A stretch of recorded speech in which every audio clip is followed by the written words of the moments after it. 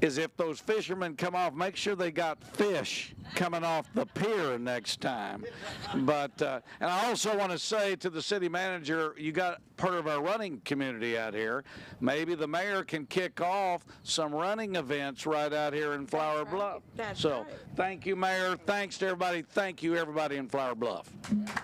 Thank you. Thank you, Representative, very much.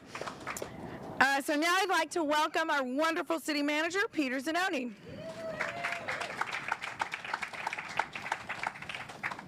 Thank you, Mayor. Yes. Thank you. Oh, What was that? A microphone? They said it was windy down here, but do we need it? Oh, okay, hold on. It's probably one of the media outlets. Good morning, everybody. How we doing out there? Good. All right. We're just getting this microphone set up Yeah, here. 'cause they're Okay. Great. Well, as the mayor said, I'm Peter Zanoni, the city manager of Corpus Christi, and it's great to be here today. There we go. And before I say some comments to commemorate this success, and we like to do that in the city, it's always good, as busy as we are, to step back and take a moment to celebrate success, right? And that's what we're doing today. Before I make my comments, I do want to recognize some of our designers and builders that we utilized to make this happen, but for them it wouldn't have happened. And so Gurley Construction is the contractor that constructed the parking lot, the pier behind us. And James, are you here? James and Mike? Where's James? There they are. Good, James and Mike Gurley. Let's tell them thank you. You guys did a great job here. And then we always need an engineering design firm, somebody that knows how to design things like this, right? And so Hanson was the design firm that designed this beautiful facility. And we have several folks to acknowledge today. We have Ann, Craig, and Victor. You guys are sitting over there, all right?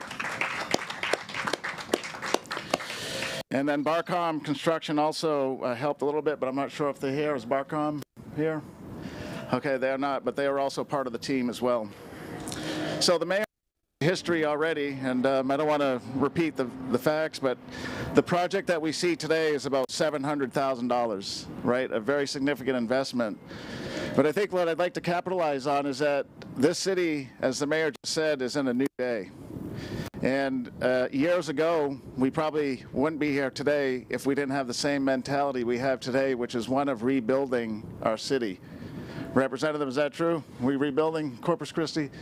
So project by project, street by street, amenity by amenity, we are rebuilding the city. That is the mayor and city council's focus. That is the city staff team's focus as well. And I think this is a great testament to that. About a year, a little over a year ago, I was down here with Shirley. Where's Shirley? There we are. I was down here about a year ago, and we saw the phase 1 completion, which was the pier. But there were, I think, 3 parking slips, Shirley, at the time. And there was no rock treatment, no securing of the land, no picnic tables, no irrigation system for what will be grass momentarily. It was just a, I don't know what you want to call it, Shirley, a mess, okay? Use Shirley's words, I won't get in trouble that way. So it was a mess. When I pulled up today, I was telling Sony, shoot, I hope there's one of those 3 parking lots available for me.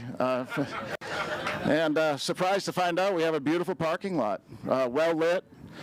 We have beautiful treatment around the edge of the bay. We have beautiful facilities that families can use. And that all speaks to that goal that we have at City Hall, which is one of rebuilding Corpus Christi, not taking for granted what exists and accepting it, but making things better for ourselves, for our family, for our children, and being focused on that, being focused on results. And so I want to thank the mayor and council for supporting projects like this, supporting the team that delivers this.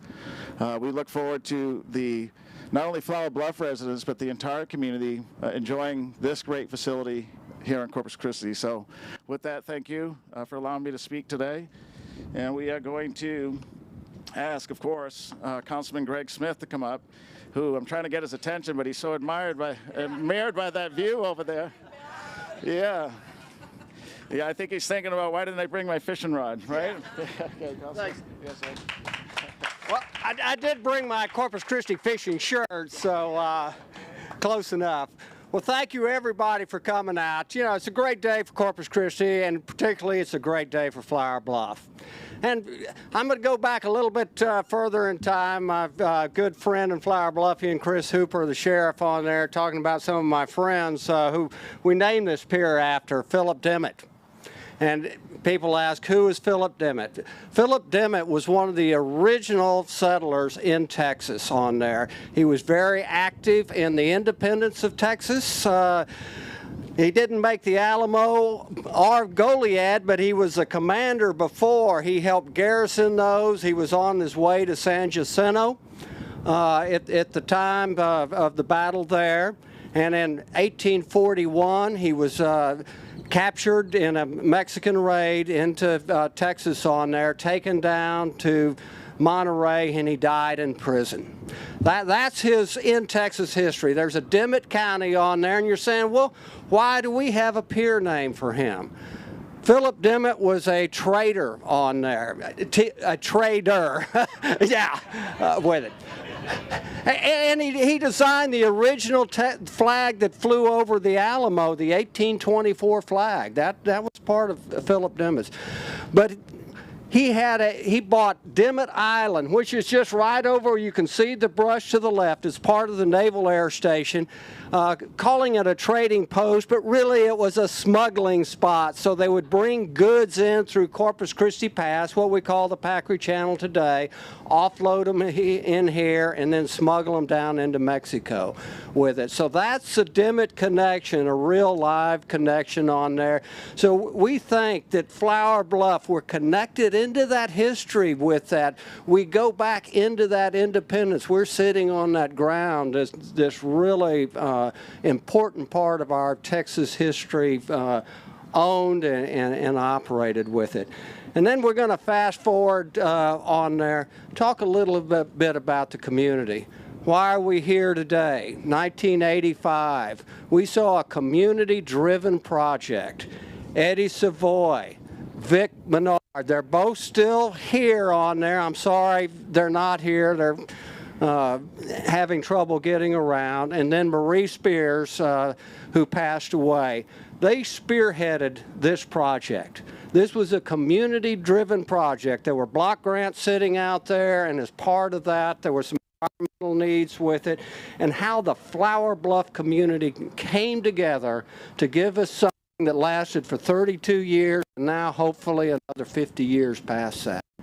And then one last thing in the community with that. Here at Flour Bluff, the spirit of Flour Bluff, we're doing that today too. We've got Parker Pool. Flo, you know, she's providing Flour Bluff citizens the opportunity to swim, coming together, giving us a pool on there. Redhead Pond, just on the other side there. We've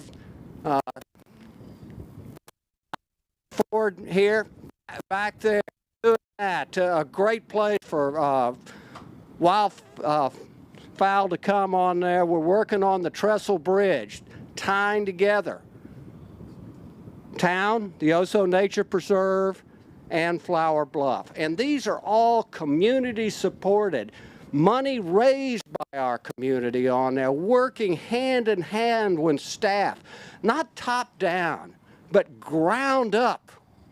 And what better reflection of a community than that? It's not here, citizens, this is what we're going to do for you, but here how we all work together. We plan, we design, we look for money, and what happens? We get things like this. So I think, like the mayor, city manager said, this is part of where we are as a city, moving forward, working with our community, serving our community, giving them the places to play, to have fun, and something that is so important to all of us is our environment here. We feel that breeze coming off the Laguna Madre on there.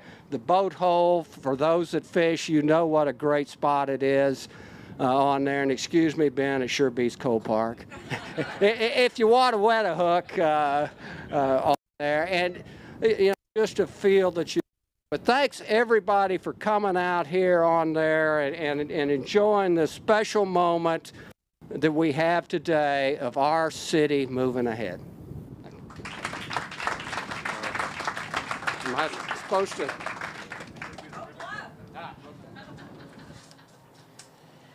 Oh, actually, they have me down here as closing. Okay. Councilman, that was a great, as usual. I think exceptionally well. Very well said. Yeah, very nice comments, Mayor, from you as well. One thing I didn't point out is that Mayor Guajardo, Councilman Molina, even Councilman Smith are very pet friendly. And I think it's at least once a week we get some comment about pets. So as we are sitting here, make sure you notice we do have a pet friendly water fountain for the dog and cat maybe. I don't know if people bring cats out here, but at least a dog, right? So pet friendly, yeah.